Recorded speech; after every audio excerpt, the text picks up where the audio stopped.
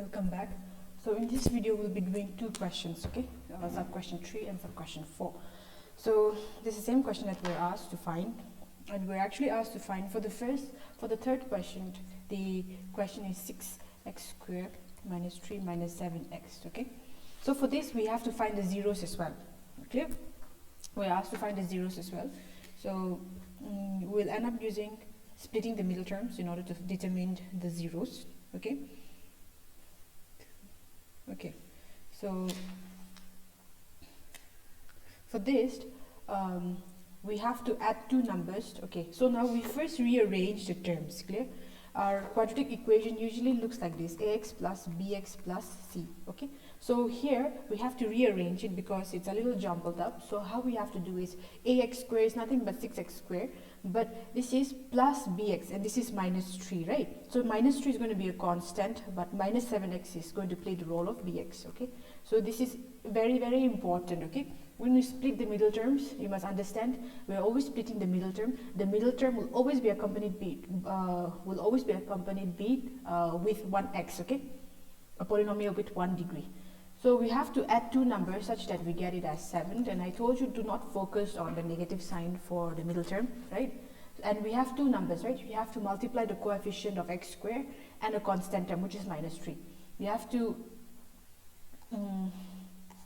you first multiply this. 6 into minus 3 is 18, right? So you have to multiply two numbers in such a way that your value should be 18, okay?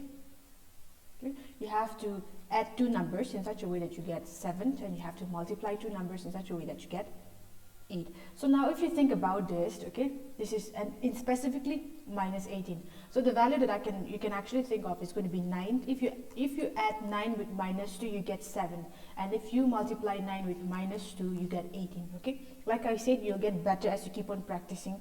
Go back to class 9 and keep practicing splitting the middle terms in chapter 2 and all of that, okay. You'll get quicker at finding out what the middle terms are going to be. So now we replace 7x with 9 plus bracket minus 2. We'll put a curly bracket here, x minus 3, clear? So if once you remove the bracket, you'll get this as 6x squared minus 9 minus 2. If you can skip some steps, definitely try skipping some steps, okay. I'm just doing all these steps so that some weaker students will be able to catch up, okay.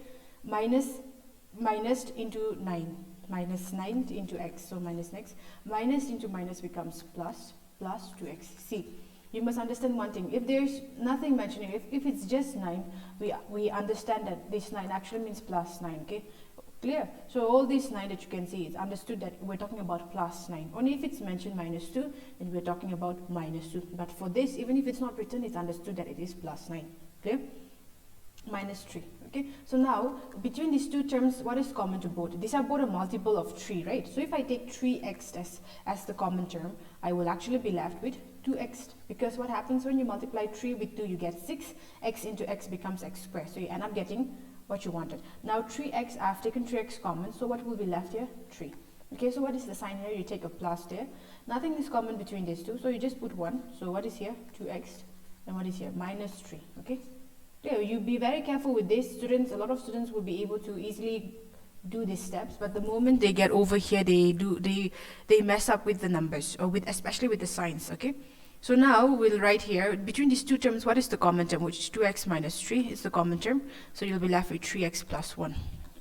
Therefore the zeros are going to be equal to 0 and 3x plus 1 equal to 0. So x is going to be equal to 3 by 2 and x is going to be equal to minus 1 by 2. For this question, I'll just rename them as 3 by 2 and beta as minus 1 by 3. Okay, so necessarily, I have already said in the previous video, your alpha could be minus 1 by 3, your beta could be 3 by 2, not really a problem, okay, for notation sake. So we have our alpha and we have our beta, and this alpha and beta serves as the zeros of our polynomial. Because, why zeros? Because when you substitute x as 3 by 2 in this equation will become equal to 0. And simultaneously, when you substitute x equal to minus 3, you'll end up the original equation, which is 6x squared minus 3 minus 7x becomes equal to 0. So they are called the zeros of the polynomial, often called the solution of the polynomial.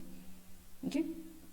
So now let's go. We already have alpha and beta, so the next step we need to find is the sum of the zeros. Okay, we're asked to find as well, verify. Okay, So sum of the zeros is alpha plus beta. Our alpha is 3 by 2 and our beta is minus 1 by 2. So you just take 3 by 2 plus into minus becomes minus, okay, divided by 2. So this is going to be 3 minus 1. So that's going to be 2 by 2 equal to 1. Now let's check if this is equal to the formula for sum of 0 is what? Coefficient of x divided by coefficient of x square, right? Okay, so according to our original equation is given as 6x square minus 7x minus 3. So what is the coefficient of x? The coefficient of x is, okay, maybe we have done a mistake somewhere. Okay, it's correct. Okay. So the coefficient of okay, wait, let me just see if I've made any mistake, any error here. Alpha is 3 by 2. Okay, I get a mistake. Beta is actually 1 by 3. That's the mistake that we have done. Okay, 1 by 3. Sorry. Okay, that's the mistake we have done. Okay, your beta is 1 by 3, not 1 by 2. That's an error that I've made. So what do you get here? You take the LCM of this. Okay, so this becomes 6. So this is going to be 3 into 3 minus 2. Yes, minus, yeah, 3 into 3 is going to be 9. So 9 minus 2 by 6 is going to be 7 by 6. Okay, so let's check now if the sum of the zeros is equal to this coefficient of x divided by coefficient of x square. The coefficient of x is, remember, it is not just 7, it's minus 7, and the coefficient of x square is 6. So this becomes 7 by 6. So it is correct, okay, alpha and beta. Next we have to find the product of zeros. The product of zeros. So product of zeros, the formula is alpha into beta. And your alpha is 3 by 2 and your beta is minus 1 by 3. So you cancel out 3 and 3, you get minus 1 by 2. Let's check if this is equal to the constant term by the coefficient of x square. Okay, coefficient of x square. So you just refer your textbook. The constant term over here, if you look at this equation, the constant term is minus 3. Okay, so this is going to be minus 3. The coefficient of x is 6, which we have already made use of. So this becomes minus 1 by 2. Okay, that means the zeros of our polynomial is correct. Okay. Now let's go to the next question. It's a fairly simple question, which is 4u square plus 8u. It's very easy. Okay. Now we do not have to use the splitting the middle terms because we cannot really use it because we do not really have a constant term. But equations like this is still a quadratic equation, clear? Here the constant is 0. Okay, but it's fairly very simple because you look at these two equations. What is the common between these two? You can take 4u, right? If you take 4u, you will be left with u plus 4 or u plus 2. Yes or not? So your zeros is going to be 4u equal to 0 and u plus 2 equal to 0. Very simple, okay? So u is going to be equal to 0 and u is equal to be minus 2. So your alpha here is going to be 0 and your beta is going to be minus 2. Okay? So all you have to do is take the sum of the zeros. So the sum of the zeros is actually alpha plus beta. Yes or not? Yes. So alpha is 0, beta is minus 2, so plus minus, so this becomes minus 2. We have to check if this is equivalent to coefficient of, in the case of this, look at our given quadratic equation, okay? This is expressed in terms of u, right? So see, I told you, right? ax square plus bx plus c can be written in so many other terms. Ay square plus by plus c. These are all equations of quadratic equation. It's just a notation, clear? So instead of writing coefficient of x, now okay, I'll write it as coefficient of u, okay? Simply because our equation is written expressed in terms of u, okay? So I'm just writing it as expressed in terms of u, okay? Alright, and this is going to be coefficient of x. Of u square, okay? If you're really confused, you can just go back with x and like u square, okay? But since our equation is written in terms of u, I'm just trying to write with respect to that. Now the coefficient of u, if you look into it, is actually 8, and the coefficient of u square is 4. So 4 into 2, so it is minus 2. So this is correct. Now let's go with the product of the zeros, right? Product of the zeros. product of its zeros or of the zeros. Okay, it is alpha into beta, so which is 0 into minus 2, 0 into anything is 0. Now let's check if this is equal to the constant term by coefficient of x squared. Okay, coefficient of x squared.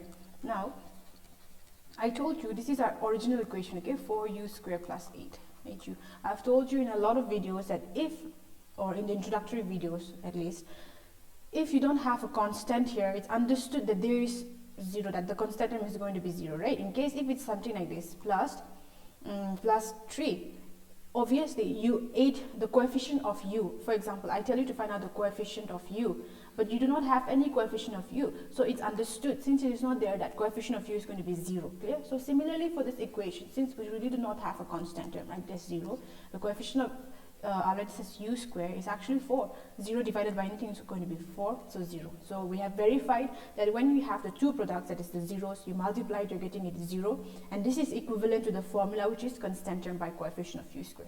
So this way we know that our zeros, or the solution that we have found out for a polynomial, is correct. Okay, we'll end the video here, and in the next video we'll finish the last two questions.